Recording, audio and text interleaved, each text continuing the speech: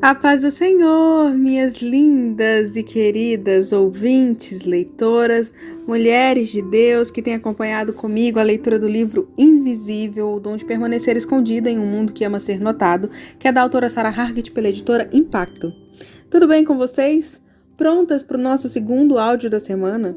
Sem mais demora, passarei a leitura. Vocês já sabem que estamos no capítulo 13, que é o último capítulo do nosso livro, mas vamos nos concentrar naquilo que nós ainda temos para receber. Vamos lá? Ninguém naquele lugar, exceto Nate, sabia de minhas recentes conversas interiores.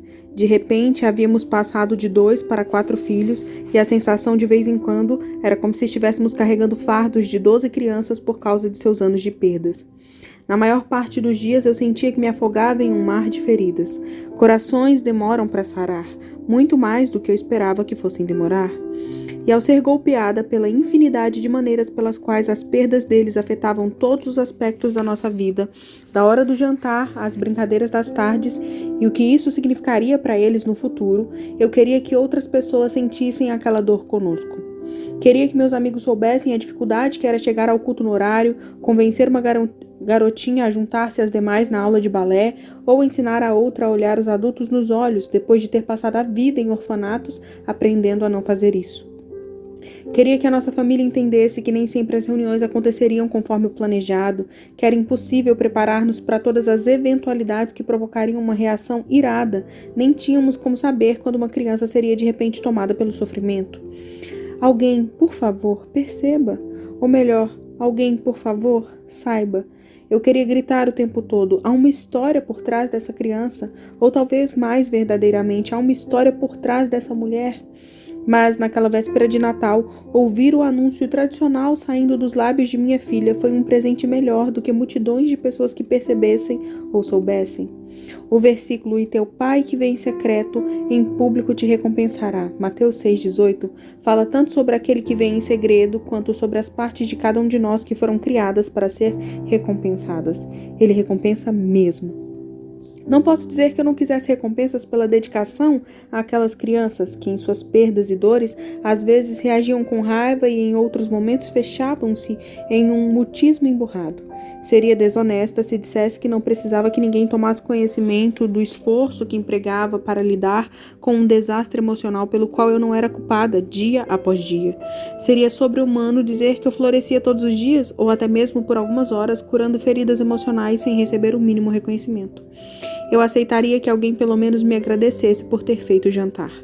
Sou adulto o suficiente para saber que esse tipo de reconhecimento, ainda que venha da pessoa que mais respeitamos, é apenas um vapor que se dissipa logo em seguida. Mas sou infantil o suficiente para sentir necessidade de um olhar, um sussurro ou um parabéns de um amigo.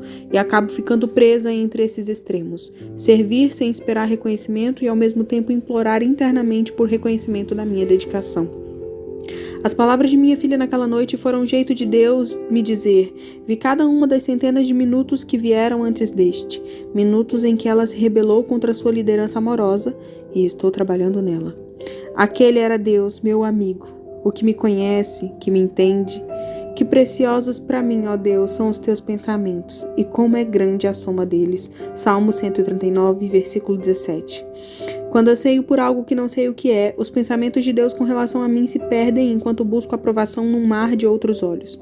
Porém, quando ouço em oculto, os pensamentos de Deus se revelam e se tornam preciosos. Minha audição, treinada em oculto, afina-se com o melhor som que há, a voz de meu amigo.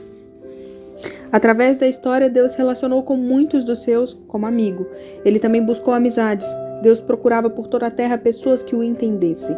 Foi chamado amigo de Deus, disse Tiago sobre Abraão, depois de afirmar que Abraão creu em Deus e isso lhe foi imputado para a justiça. Tiago 2,23. Os descendentes de Abraão foram identificados como aqueles que descendiam do eterno amigo de Deus. Posteridade de Abraão, teu amigo. 2 Crônicas 27. João Batista se referia a si próprio como o amigo do noivo, João 3,29. E para não acharmos que esse status de amigo estivesse reservado só para os super-heróis da fé, devemos voltar-nos para as palavras que Jesus dirigiu a todos os seus seguidores. Já não vos chamo servos, porque o servo não sabe o que faz o seu senhor, mas tenho-vos chamado amigos, porque tudo quanto ouvi de meu Pai vos tenho dado a conhecer. João 15,15. A amizade que existia entre o pai e o filho se expandiu para incluir você e eu. Sim, queremos ser conhecidos, mas quantas vezes paramos para pensar que Deus também quer ser conhecido? O Deus inescrutável nos convida a examiná-lo, e aí se forma uma amizade. Deus quer ser nosso amigo em um nível acima da amizade que às vezes comemora algo ou dá uma ajuda ocasional. Ele quer compartilhar corações, histórias e vida interior. A amizade com Deus vai além das piscadelas que Ele nos dá quando ninguém mais está vendo. Ele esquadrinha a terra em busca dos que o olharão, que o conhecerão, que carregarão seu coração. Descobri que queria ser uma dessas amigas quando Deus me encontrou em meu período de esterilidade. Ao longo do tempo, as mulheres ao meu redor que haviam enfrentado a esterilidade por tantos anos quanto eu foram ficando cada vez mais raras. Entretanto, conforme diminuía o número das amigas humanas que entendiam aquela dor, eu encontrava um amigo compreensivo em Deus, o tipo de amigo que me fazia querer aprofundar a amizade. Eu queria ser amiga de Deus. Eles clamavam por Jesus mais desesperados por cura do que pelo curador. Os curiosos, os acusadores, os famintos o assediavam. Aqueles mais próximos dele, os que ele convidara para perto, disputavam um assento à sua direita. Os que o conheciam melhor queriam tirar proveito de sua fama. Para alguns, ele era um milagre e para outros, um charlatão. Mas para onde quer que Jesus fosse, necessidades e opiniões o seguiam. Ele veio para salvar o mundo e o mundo bradou quando o viu. Mas Maria era diferente. Ela derramava seu amor. Os demais ao redor daquela mesa provavelmente contavam seu dinheiro e o impacto de seus ministérios, mas ela pensou apenas em dividir o peso com Jesus. Ela o buscou em amizade e ele a defendeu. Ele escolheu imortalizar a mulher da última fileira. Esta é a maneira como ela será lembrada através dos tempos. Maria foi amiga de Deus. E o Evangelho não mais seria contado sem a história da mulher tão apaixonada por Deus que gastou com ele tudo o que tinha e tornou-se sua amiga. Há alguns anos fui convidada a falar em um evento para mulheres. Já havia falado ao microfone algumas vezes antes, mas ainda ficava nervosa ao colocar-me na frente daquelas pessoas todas. Já havia passado bastante tempo desde aquele ministério de meus 20 e poucos anos, quando eu frequentemente liderava estudos ou palestrava para grupos grandes. Agora, eu passaria o final de semana falando para mais de 20 desconhecidas, desde jovens com roupas de grife até mães na casa dos 40 anos, que ainda passavam tempo com as mais jovens, todas reunidas em uma casa à beira de um lago entre refeições, histórias e uma fome em comum de Deus. Cheguei na primeira noite com um bebê que ainda amamentava e minha filha mais velha para me ajudar. Estava cansada da viagem e insegura em relação às próximas 24 horas e como faria para controlar as duas crianças comigo. Coloquei Bu na cama e fui encontrar as outras participantes na beira do lago para a primeira sessão. Iríamos nos encontrar ali, ao pôr do sol. Com as cadeiras em círculo, comecei a falar. O sol se punha atrás de mim enquanto a palestra progredia. Tudo ficou escuro em poucos minutos e essa transição súbita fez com que me sentisse só. Não via nada além das luzes da cozinha ao longe. Não enxergava as mulheres sentadas perto de mim. Nem conseguia mais ler minhas anotações na escuridão. Não fazia ideia de como minha audiência estava reagindo à mensagem ou se estava aproveitando o escuro para cochilar. Não havia nenhum contato visual para me guiar e eu nem sabia quanto faltava daquilo que pretendia dizer. Estava improvisando de memória e ouvindo o sussurro de Deus dentro de mim. As únicas linhas de minha Bíblia que eu podia usar eram as que tinha memorizadas. Então falei com os grilos, sapos e corujas, os únicos que demonstravam qualquer reação ali. Mais tarde, ao subir a colina e voltar para o meu quarto, minha mente assumiu uma postura crítica, analisando a palestra recente para destacar qualquer erro mínimo. Em mais alguns momentos eu sabia que sucumbiria. Conhecia a rotina da espiral de vergonha. Já estivera ali antes. Então parei. Pedi ao Senhor para sussurrar seu amor naquela noite confusa e, de repente, eu sabia. Sabia que carregaria comigo aquela noite em cada aparição pública que fizesse nos próximos anos. A escuridão absoluta me dera uma nova luz. Deus deixou que a noite caísse sobre a minha visão a fim de que eu buscasse o seu coração sozinha, a fim de que buscasse seus pensamentos em relação àquelas mulheres. Suas expressões atentas, concordando e me encorajando ao falar, não eram tão importantes quanto o seu coração batendo por elas, o coração que o Senhor compartilharia comigo se eu apenas voltasse os olhos para Ele. Isso é a amizade com Deus. Ele me vê quando não há ninguém olhando e eu o busco em resposta. Talvez Deus comece amizades desejando que nos tornemos seus amigos. João Batista, ao se autodenominar amigo do noivo, descreve este amigo como alguém que o escuta, que se regozija por causa da voz do noivo. João 3, 29 e 30.